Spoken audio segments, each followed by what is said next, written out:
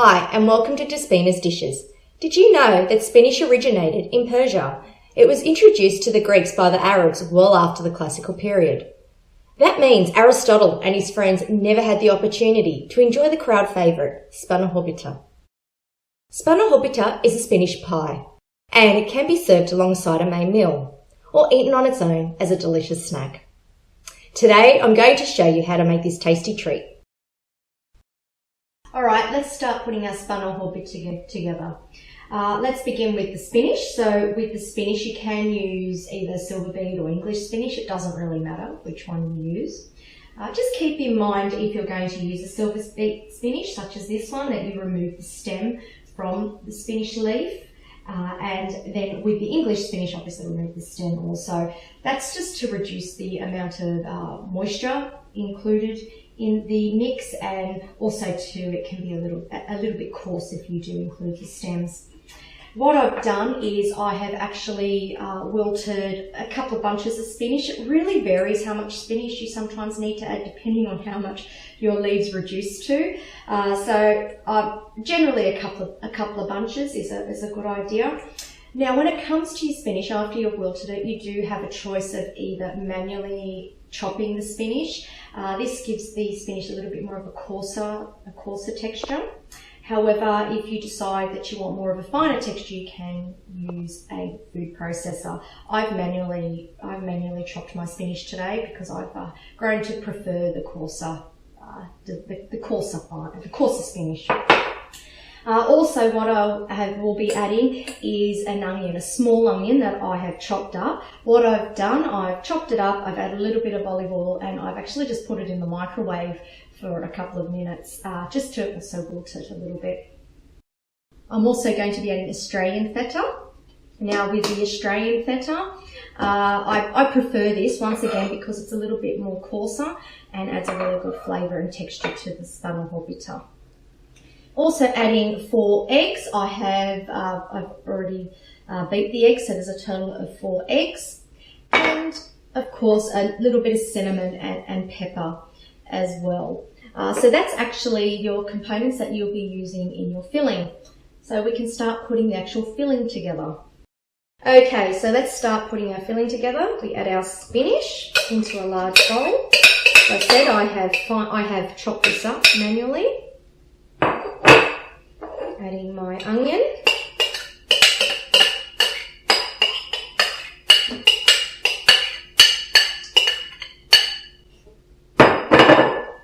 My feta. Now with my feta, I've actually worked the feta myself and used a potato masher to make it into fine crumbs. Once again, you can put it through a food processor if you wish. That's about 700 grams that I've added to that. So I'm going to just mix that through. A little bit, and then I'm going to add my egg.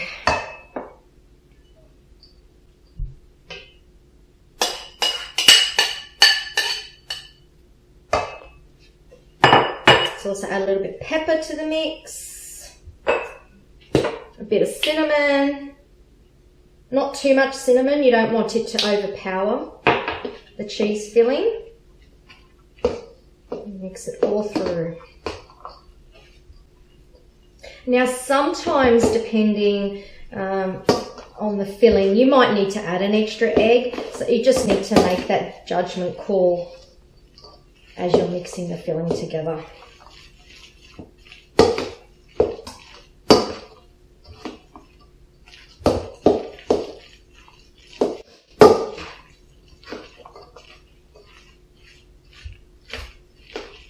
As you can see, it's mixing through quite well. I'm a little bit tempted to potentially add another egg, but I'll see how it combines. Looking at that consistency, I'm actually not going to add an extra egg. No, that's mixed in quite well. Okay, now it's ready for it to be placed in the filling. Now I actually use the pre-purchased Filo, which is what I prefer. So what I'll begin with, I like using a foil tray only because I don't have to clean up afterwards. I'm able to dispose of it. I've melted a little bit of butter, about 3/4 of a block of butter, and I'm just going to brush some butter on the oil tray.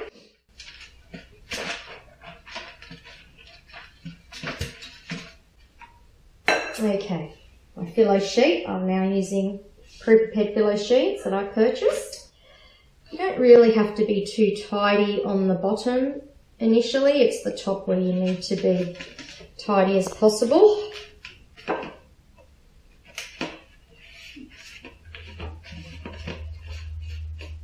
So I just brush it in between each layer. I will brush the pastry, the Filo pastry.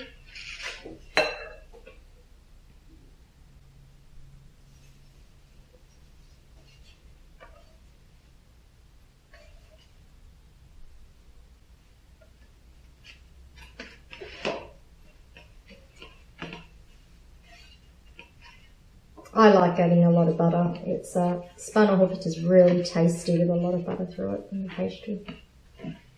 I'm going to add a total of 4 sheets, so this is the 3rd sheet.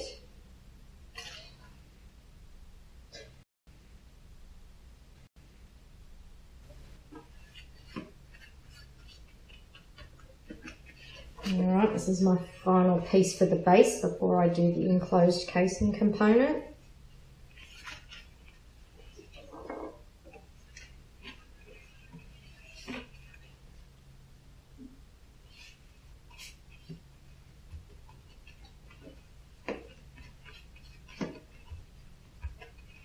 Alright, now I'm going to be placing Filo on each side. This is going to be the casing for the filling.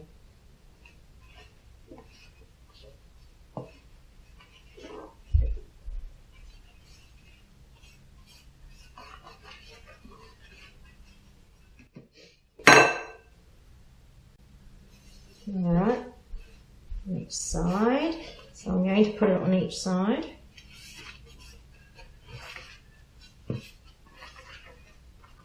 Alright, on each edge now.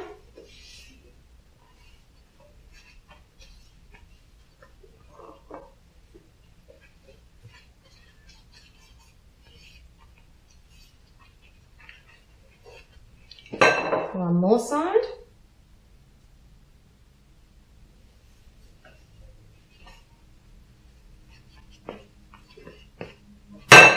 As you can see, it's just turn that a little, I'll fix that up like that.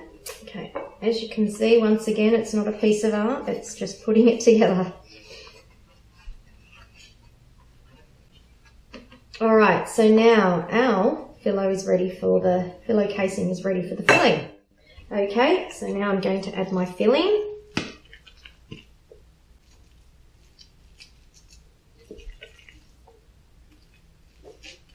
Because my feta hasn't been chopped up too finely, it's not as runny. It's a lot more, the texture's a lot coarser. Yeah, the more you use a food processor, the more runny the filling will be.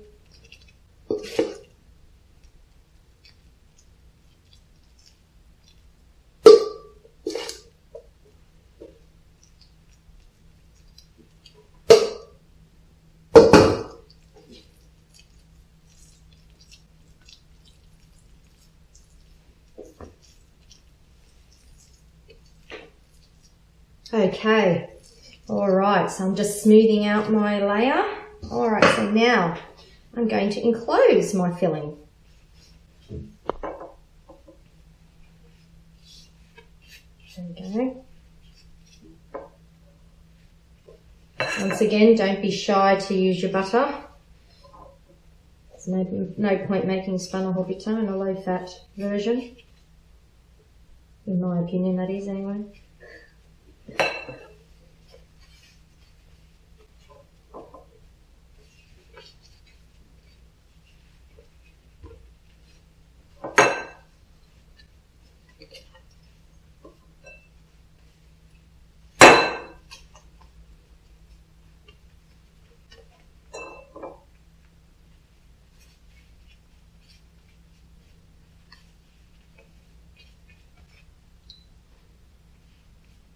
Alright, I'm now ready to put our top on.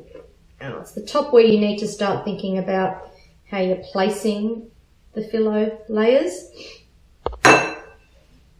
So what I've actually done, I've placed about 4 layers of filo on the bottom.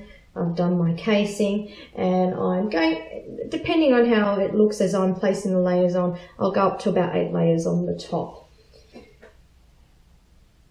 Now to make it pretty, I'm just going to give it an idea roughly what size my filo pieces need to be, so I can cut them accordingly. So I'm going to say around here somewhere.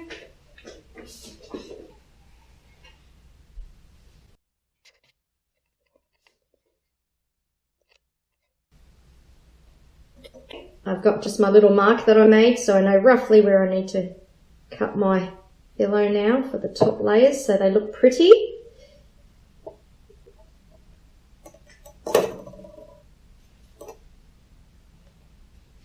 Alright, okay, so this is where you need to be more tidy when applying the filo layer. Alright, so first layer. As you can see, I've cut it roughly to size because we want it to look nice and tidy on the top. Once again, we are putting our layer of, brushing a layer of butter. Tuck it in just to try and make it look as tidy as possible.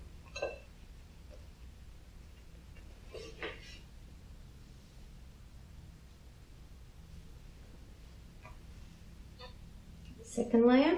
You need to work at a reasonable pace because you don't want your filo to dry out, so it's just important to work at a reasonable pace.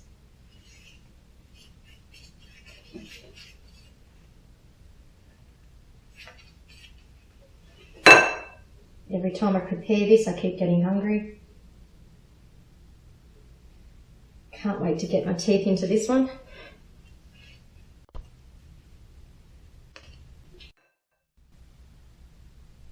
Approximately 8. Usually it's around there. I'm going to put this one on and maybe one more, and then that should be fine, I'd say, for the top layer of filo.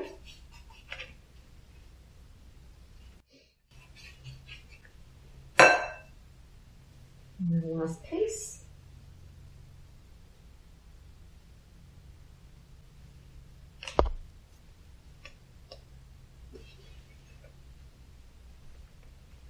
As you can see, it's actually quite easy to make Spanakopita, and a really tasty treat.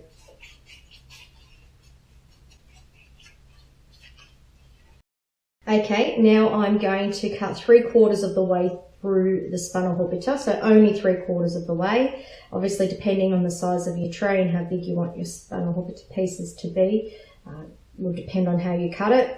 Well, I'm actually going to I'm going to cut it this way, so let's go 3/4 of the way, just slightly through.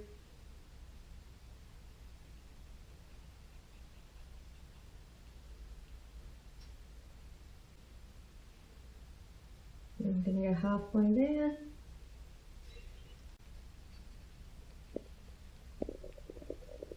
It's not a perfect science, so you just do it the best you can ultimately, and then 2 cuts this way. Just got to be careful as you're cutting that you don't disturb your filo layers too much. Alright, so this is now actually ready to cook. There's a couple of things you can do. You can pre-prepare your Spanakopita a few days ahead and freeze it. If you do that, it's important obviously to wrap it up well when you do freeze it. When you do take it out, you brush it. As soon as you pull it out of the deep freeze, you brush it with some water and then put it straight into the oven. I cook my Spanakopita for around an hour at 180 degrees Celsius, but once again it depends on your oven and whether it is frozen or not frozen. I'm going to put it straight in now to cook, so it'll probably be a little bit quicker, maybe 45 minutes. So yeah, we'll see what the end result is soon.